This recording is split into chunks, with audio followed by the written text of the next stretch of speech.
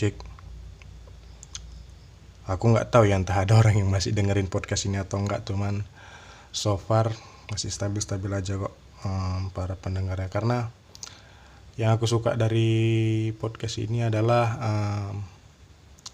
dia nggak kayak YouTube, nggak kayak audio visual. Orang itu nggak terlalu dimainkan, karena kalau YouTube kan jelas gitu, begitu habis diupload kita bisa lihat statistiknya, berapa orang yang menonton, baru nanti di belakang-belakang itu hanya bonus. Kalau di podcast tidak. Mungkin di awal-awal pendengarnya akan sedikit, tapi seiring berjalannya waktu akan terus bertambah. Aku nggak tahu kenapa orang-orang di podcast sangat berbeda dengan YouTube ya. Nggak tahu juga sih YouTube asli itu sebenarnya seperti apa, karena aku nggak pernah main YouTube. Karena nanti takut dibilang artis. Sebenarnya juga podcast ini dibuat untuk jurnalku aja sih, kayak senang aja gitu di masa depan nanti ngelihat rekaman yang ku share ini, terus ngelihat gimana perkembanganku dari waktu ke waktu, prinsip-prinsip apa yang berubah dalam hidupku.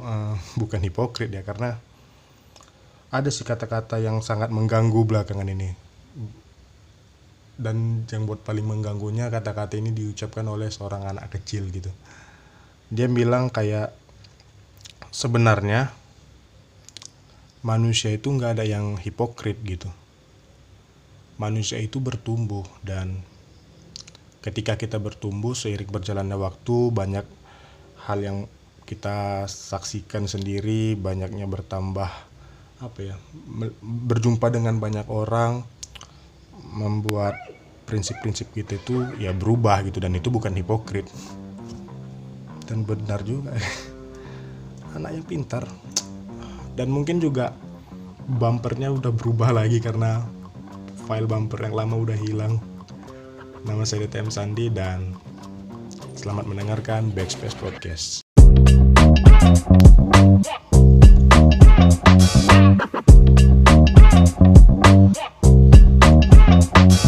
Ya, kalau kalian tahu ya, sebenarnya ini podcast direkam jam 11 malam. Podcast yang sebelumnya direkam itu jam 3 pagian. Ya bencinya karena kenapa di bawah jam 12 ya kayak gini. Selalu ada anggota keluarga di rumah yang bangun, jadi mau nggak mau di tag. Tadi ini tag kedua, record yang kedua. Record yang pertama itu udah jalan sekitar 15 menitan. Keluarga bangun terus malu, terus ya aku hapus. Ya gak apa-apa lah, kita buat lagi ya. Walaupun moodnya agak berubah dan berbeda, tapi tidaknya intinya masih sama lah. Dan tadinya juga podcast ini mau ku buat judulnya itu pentingnya sekolah, karena ada beberapa hal yang terjadi di lingkunganku yang cukup tapi kayaknya hal yang terjadi itu nggak butuh sekolah deh, kayaknya butuh cuman jadi manusia dan punya empati yang tinggi. Jadi beberapa waktu yang lalu ada tetangga yang meninggal, orang yang cukup dituakan lah di kampung ini, karena berdasarkan sejarah perkampunganku, dulu tuh kampung ini cuma didirikan sama 3 keluarga, dan yang meninggal ini salah satu pendiri dari 3 keluarga itu. Jadi ya cukup berduka lah kampungku gitu. Meninggalnya tuh sekitar pukul 10 pagi mungkin, jam 2 gitulah. Dan malamnya aku kan, ya aku nggak tahu ya kalian Muhammadiyah atau enggak dan nggak percaya, tapi yang namanya tetangga, di malam pertama itu aku datang gitu, ikut takjiah, baca yasinan, ya kayak Indonesia pada umumnya lah. Terus yang buat kaget tuh adalah, karena aku datang nih untuk yasinan di situ, terus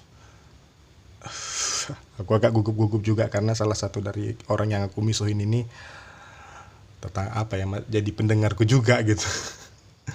Jadi aku datang salaman sama yang berduka, terus aku nengok ada kacang, ada kopi. Ya, ini kemalangan atau nongkrong apa gimana sih. Terus aku masuk ke dalam kan, dari halaman itu mau masuk ke pintu nyembok tua. Ini orang-orang kenapa sih? Memang mayat udah dikebumikan, cuman ya nggak gitu juga lah, langsung ada bau tua gitu. Tapi nggak tahu ya, entah sekilas gitu aja, memang sebenarnya nggak ada yang belum tua juga situ. Yang paling aneh itu adalah ketika pagi, kan malam meninggal, malamnya aku takjiah, dan paginya tuh jam-jam 6:30 gitu. menghidupkan musik. Musiknya pertama-tama tuh kayak musik, betul-betul musik musik bahagia gitu.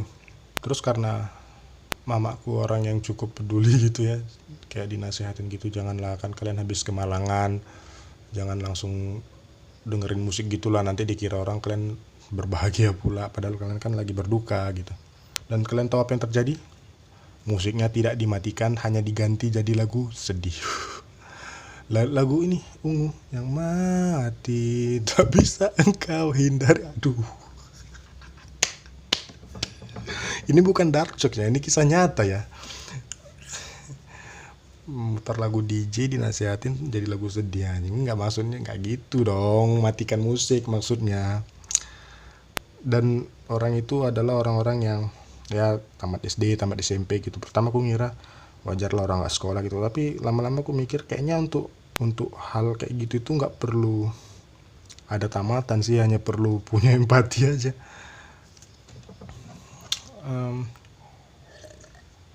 Dan ini adalah jadi titik meninggalnya berapa waktu yang lalu ya nih, dan ini juga aku nggak tahu sih uploadnya entah kapan. Dan apa tadi lupa. Dan kejadian itu jadi kayak titik balik sama aku gitu, berdasarkan ada kejadian-kejadian lain berderetan ya, kayak sebenarnya mereka juga nggak salah sih kalau mau mutar-mutar lagu gitu, nggak masalah juga. Dan aku juga baru beli galon air nih, beli galon air, ke isi ulang air gitulah, air minum. Terus ada bapak-bapak nggak pakai baju, anjir.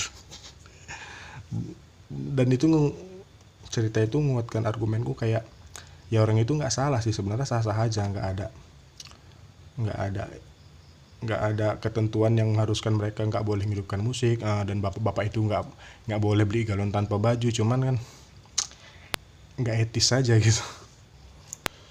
Kejadian itu jadi kayak titik balik perubahan, pergeseran prinsip itu sih, kayak sebenarnya kebenaran itu nggak ada.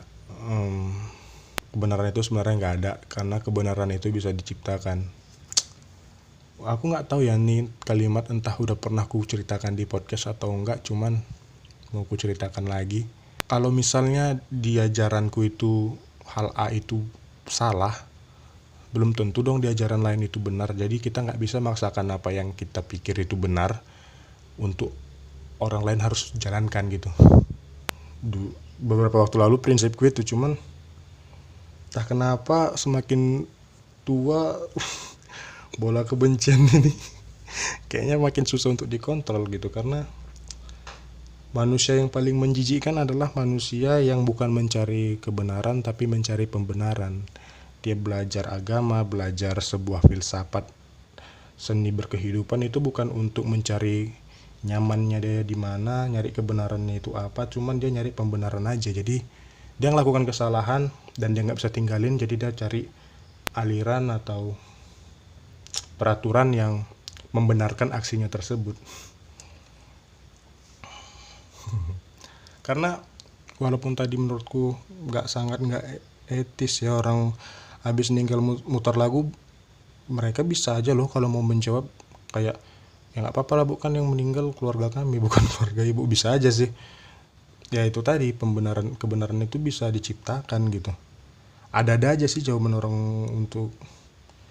untuk membenarkan apa yang dia lakukan itu, walaupun itu salah ya, karena ya itu tadi lah.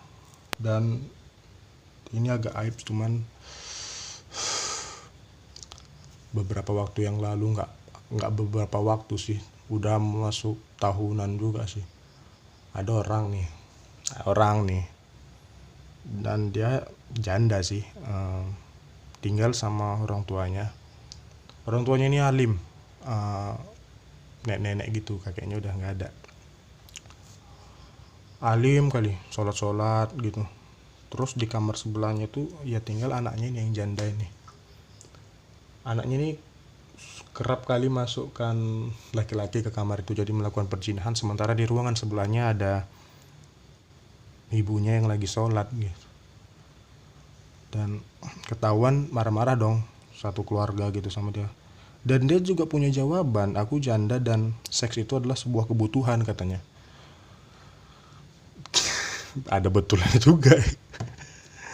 Kepala kita bisa bilang itu betul, tapi kan hati kita nggak bisa bilang betul. Ya itu tadi, kan kata-kataku tadi, kalau kebenaran itu bisa diciptakan gitu. Dan kembali lagi ke manusia yang kubenci, mencari sesuatu kata-kata itu bukan untuk kebenaran, tapi hanya untuk mencari pembenaran. Namanya manusia. Dan banyak rentetan kasus lainnya yang ada, bahkan mencari pembenarannya itu yang nggak masuk di akal gitu. Jadi ini kejadian sekitar aku SMP, mungkin SMP mau naik SMA, SMP lah. Jadi ada tetangga lain lagi, nggak tahu sih, entah kan terlalu lama di kampung aku jadi tahu tentang gosip-gosip tetangga, entah gimana. Jadi dia pacaran dan dia making love di depan rumahnya gitu. Tawan sama orang kampung, marah dong. Padahal marahnya itu adalah marah yang baik-baik loh. Orang yang nangkap itu nggak langsung mergokin di tempat, tapi keesokan harinya disampaikan ke orang tuanya bahwa anaknya telah melakukan hal yang nggak senonoh di depan rumahnya, hal yang melanggar norma agama maupun adat yang berlaku. Tapi datang abang-abangnya gitu kayak dibela gitu si cewek ini, kayak biasanya itu seks itu adalah hal yang biasa. Fuck lah. Manusia yang menjijikkan adalah manusia yang nyari pembenaran. Aduh, itu susah sih, apalagi mereka udah berondok di balik topeng kemanusiaan atau agama atau something lah.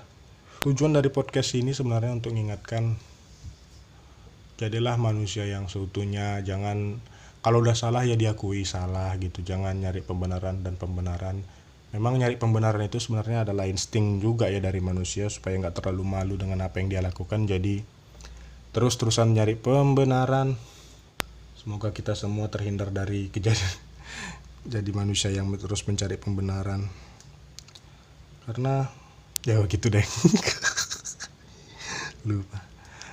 Nah, saya rasa cukup untuk jurnal hari ini, mengisi kekosongan dan ngasih tahu ke diriku sendiri di masa depan kalau pergeseran prinsipku udah terjadi dan ku ceritakan.